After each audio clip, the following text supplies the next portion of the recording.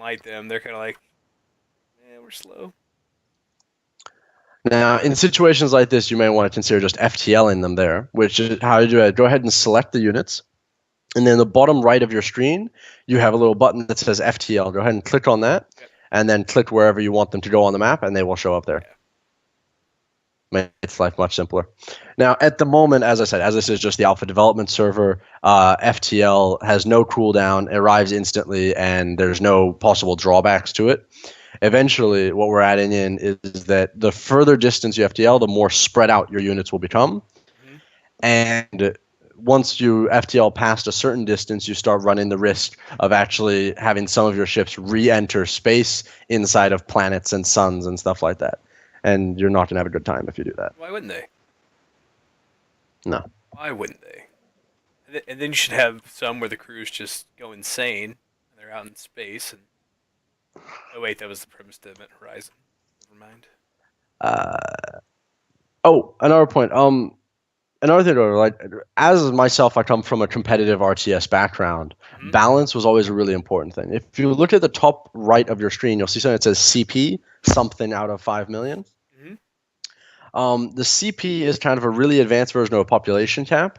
Now, right now, it's 5 million for just for testing purposes. But what will happen is an empire will have about 250,000 CP, which they will be able to utilize to design ships and spend on ships. But it'll be a fairly static cap for all players.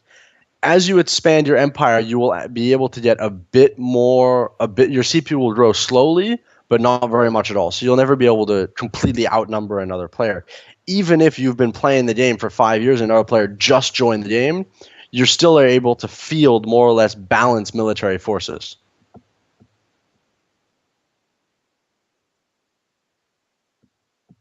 Sounds like a good idea. Someone actually brought up a good point in the chat, which I may want to go over, which is our Infiltrator program.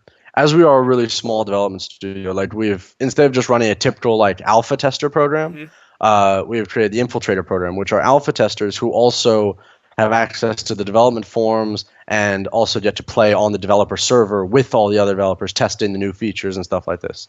And we'll use this we're using it right now in development in the game. But in addition to that, even once the game is released, we'll be continuing to allow them access to the development server to try out all the new patches, the new expansions to the game, and stuff like that, and help us design those elements. And so someone just asked in chat whether they'll get access to the development server. And yes, infiltrators get access to both the development server and the live server.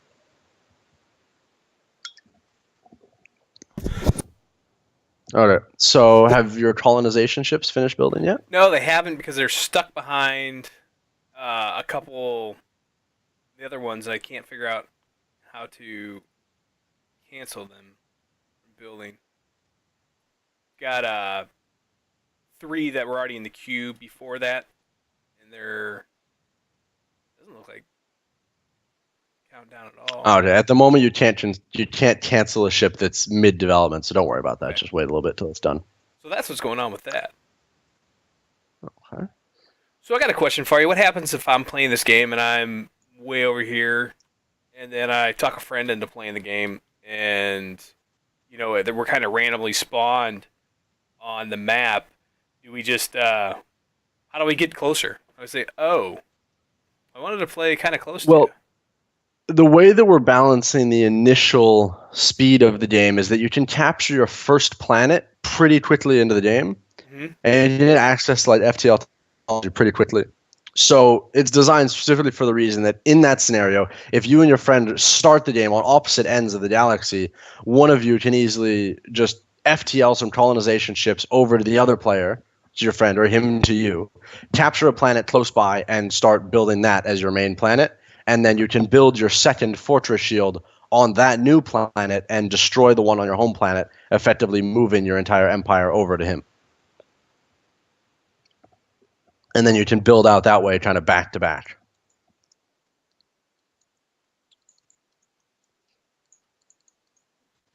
What Okay.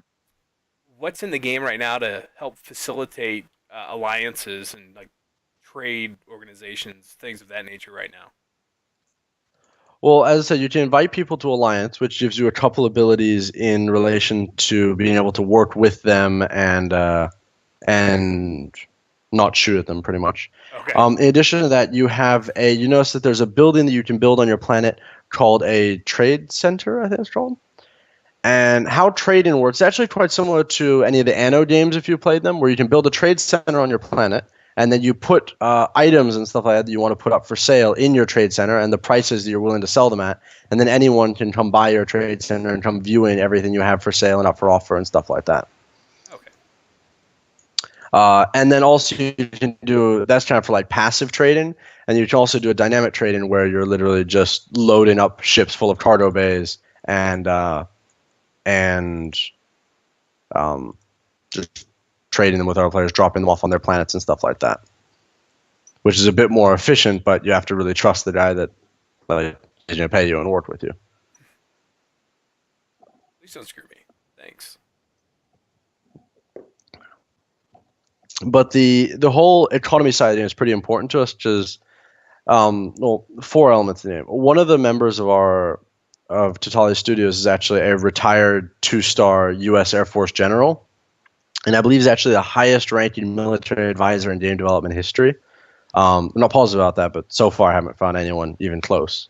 And one of the things he was actually teaching me and the rest of the team when he first joined us is about the 4 tenets of DIME, which stands for Diplomacy, Information, Military, and Economy. And those are the core infrastructures that are effectively the 4 pillars that hold up an empire in an unstable time. And we wanted to incorporate all 4 of those elements into the game, so people really needed to keep that in mind and be considering that at all times when they're playing the game. Now, that doesn't mean that you must be an economic player. If you don't want to, you don't have to. If you want to be much more aggressive, you can, but you must always keep those economic elements in mind. For example, if you don't want to be dealing with that and you don't want to build up an economy, you may want to work as a mercenary. So that's how you'll make your money to support your empire. Or in contrast to that, if you're much more interested in being an economic player and you don't want to deal with the military side, you still need to consider what you want to do with the military side. And easiest solution, hire mercenaries. And mercenaries would just be other players who are in the opposite situation. And due to this kind of game design, it kind of opposites attract for alliances. Mm-hmm.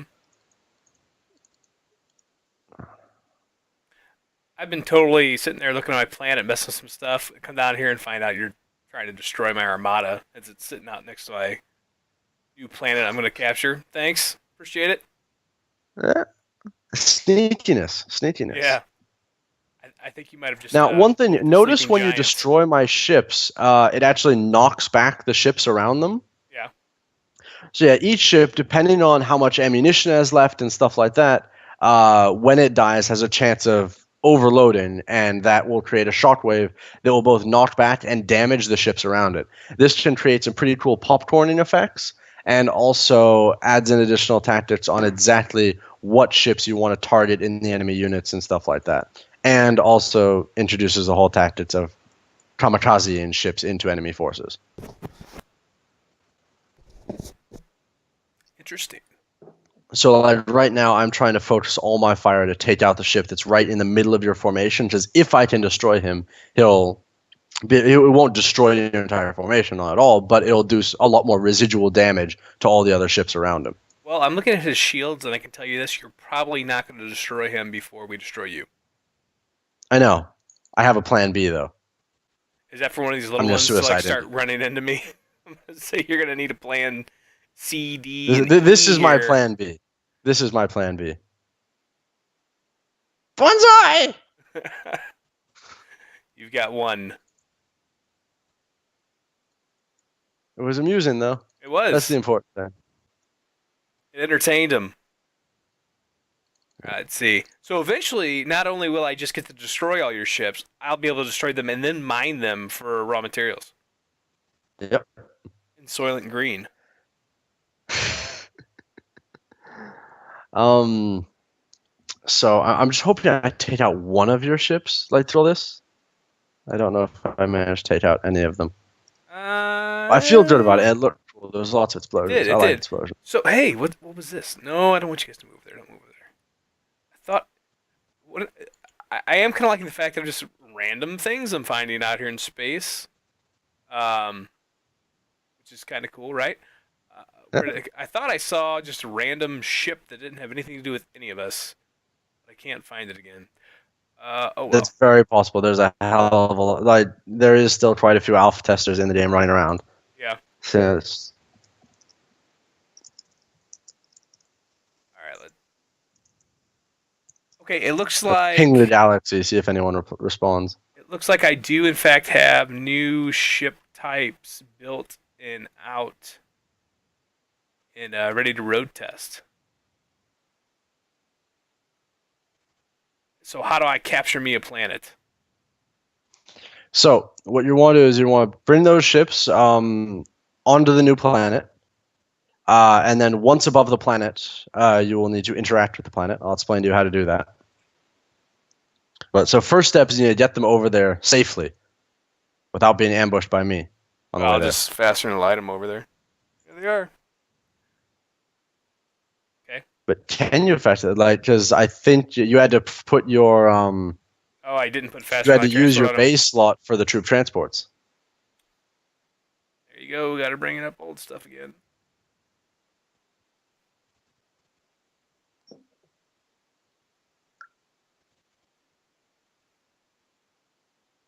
Yeah, they're scooting. Okay, cool.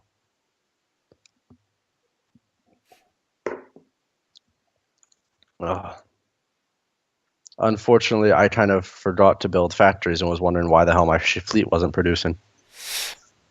Tactical prowess at 5 o'clock in the morning reduces drastically. Yeah. Okay, Rocky 6. How do I interact with you? Oh dear God. Apparently, you had a ship left in the area. No. He just jumped in there to see what was laying around, see if I'd intercept you, and it didn't work. Really not. All right, so now select your colonization ships there, and notice in the bottom right section of 6 buttons, the bottom left of those buttons is planet interaction. Uh-huh. Go ahead and click on this button. Yep. Then click on the planet, and a little ring menu will pop up. And drop troops is on the left. And if you zoom in on your ships, you'll notice that they will head a bit closer over to the planet, and then they will start launching drop pods from their troop transport bays onto the surface of the planet. And after that, you should end up with something saying that like troops are engaging in X amount of time on the planet, or you may have already captured it. As no one owned it, there's not much people trying to defend it. Yet you just captured the planet. So now if you click away from the planet and then just double click on the planet again, it'll take you down to the planet surface and you can start construction. Now, as this is a new planet, you don't have any control over it. The first thing you're going to need to build is a planetary HQ. And then once that is finished being constructed, then you can start constructing everything else. And as you have no resources on this planet, first thing you want to build is a warehouse and a mine to start generating some resources.